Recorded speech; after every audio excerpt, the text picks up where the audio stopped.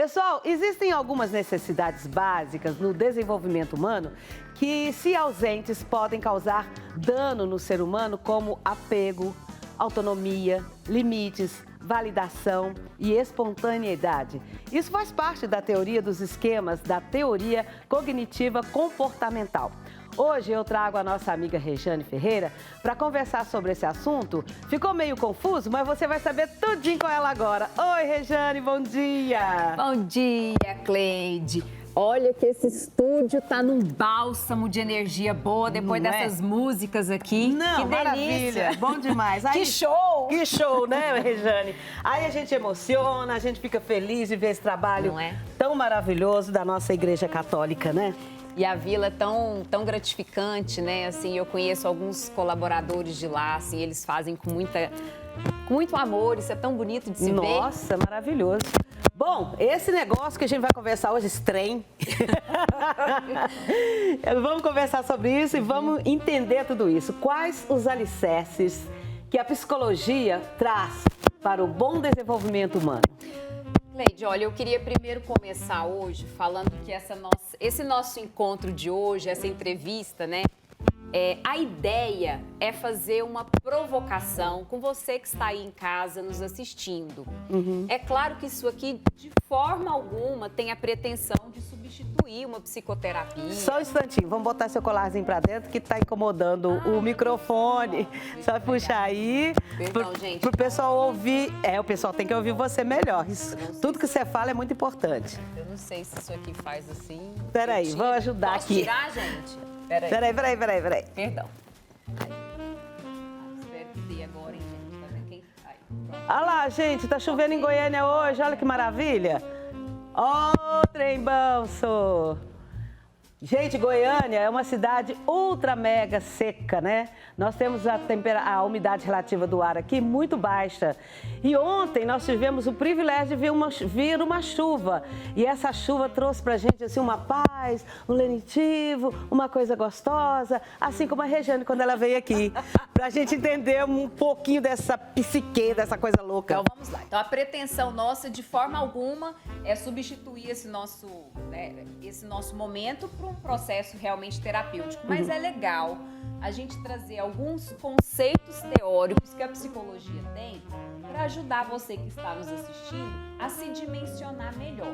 Então vamos lá. Na hora que você estava começando aqui a apresentação da entrevista de hoje, você falou de 5 elementos que muito fazem parte do nosso desenvolvimento emocional. Ninguém teve, nem ninguém vai ter, nem ninguém tem uma infância. As ferramentas que a psicologia tem para nos ajudar. Você aí de casa, eu aqui, todos os dias a gente está sendo ajudado por essa grande profissional. Como é que a gente estava dizendo mesmo? Então vamos lá, vamos começar do início. A ideia dentro da psicologia, nós temos a chamada psicoeducação, que é conversar de uma maneira mais didática com as pessoas, né? Para que cada um possa refletir melhor sobre os seus aspectos emocionais, comportamentais, cognitivos. Então, teve um grande teórico chamado Jeffrey Young, ele criou essa teoria dos esquemas. Vamos entender um pouco melhor. Esquema é o jeito que a gente tem, como se fosse um padrão que a gente tem de interpretar o mundo, de interpretar a si mesmo, de reagir emocionalmente àquilo que nos acontece. E cada um tem um? Cada um tem um. E esses esquemas, eles não foram desencadeados aleatoriamente. É claro que todos nós temos ali a nossa tendência genética, já nascemos com algum temperamento, tem gente que é um pouco mais agitado, tem gente que é um pouco mais tranquilo, mas muito e a maior parte do jeito que a gente interpreta o mundo e constrói ali relações na vida tem a ver com situações que a gente vivenciou, principalmente na infância e na adolescência. Pessoal, ninguém teve, nem tem e nem vai ter uma infância perfeita, uma adolescência perfeita, nada disso. Todos nós vamos arcar com consequências de coisas que a gente foi lidando ao longo da vida. Então, tem 5 aspectos que são muito importantes. O primeiro aspecto é a questão do vínculo. do apego, do vínculo estável, se sentir amado, querido. Isso é fundamental para o nosso desenvolvimento psíquico. Claro. Um outro aspecto é a questão da autonomia, da minha capacidade de realização. Eu me sentir capaz, competente para desenvolver habilidades e me tornar lá, né, no futuro, na vida adulta, responsável por mim mesma. Um outro aspecto é a nossa capacidade de lidar com limites, porque a vida traz para nós barreiras. A gente não faz tudo aquilo que a gente deseja, tudo aquilo que a gente quer. E mesmo porque eu acho que não poderia ser assim, não. E não vai ter jeito, né? Porque cada ser humano fazendo só aquilo que quer não vai funcionar. Não vai. Então, a forma como a gente lida com os limites também vai perdurar ao longo da vida.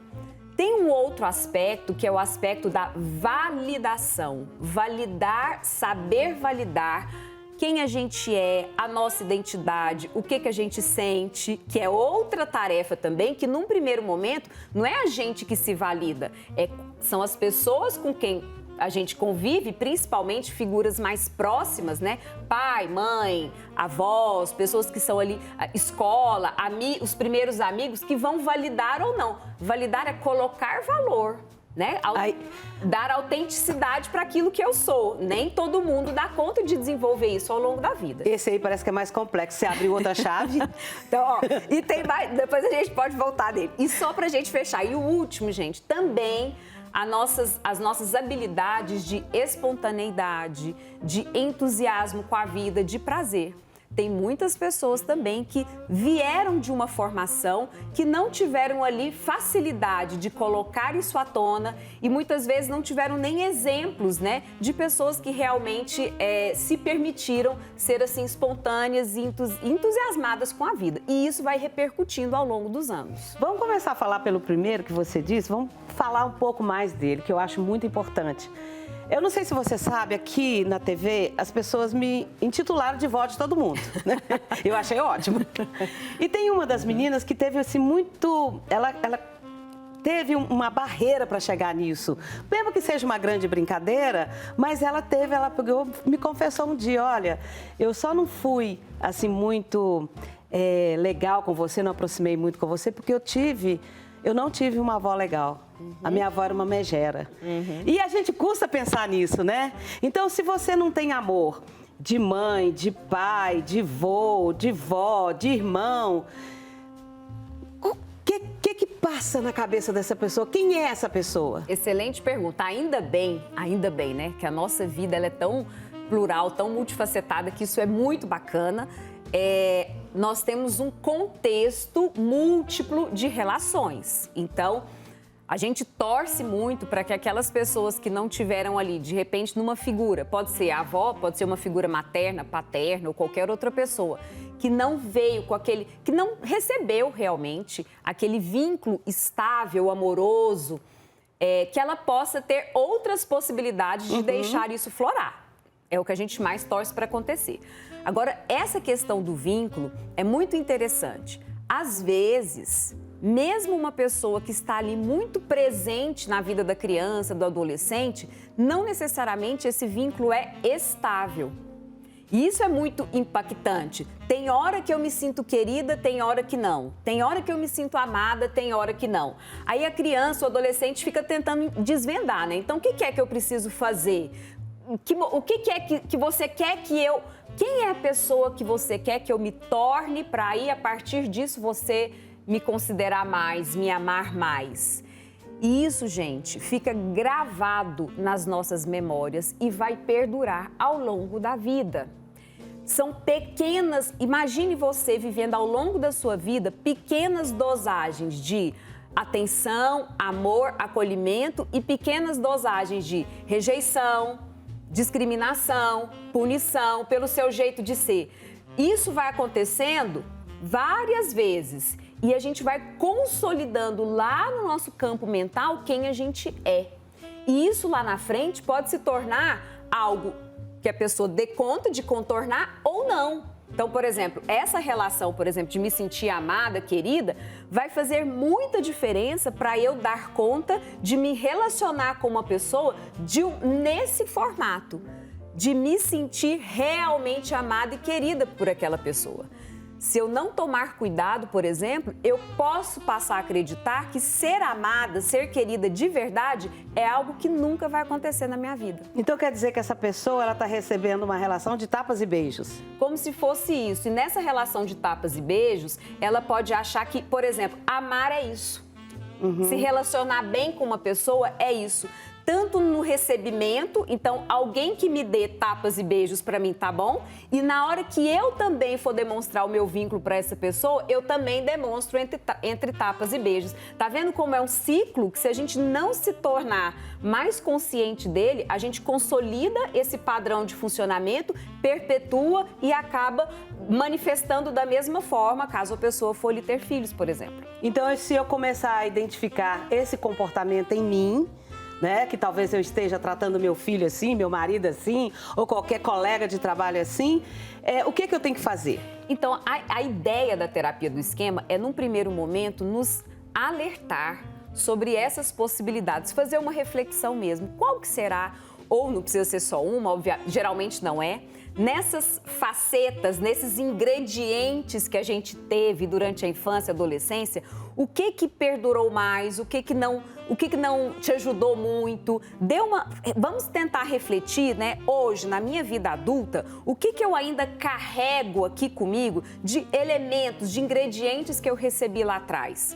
E eu não preciso passar toda a minha vida refém desses únicos ingredientes. A vida é tão mais inventiva, a gente pode ir tão mais além do que a gente recebeu, mas é claro que num primeiro momento eu preciso dimensionar essa pessoa que eu me tornei e me tornar mais consciente. Por que eu tenho essa reação? Por que eu tenho talvez ali, sei lá, uma impulsividade tão grande dentro de mim? Por que eu tenho muita dificuldade de lidar com limites? Por que eu afasto as pessoas de mim?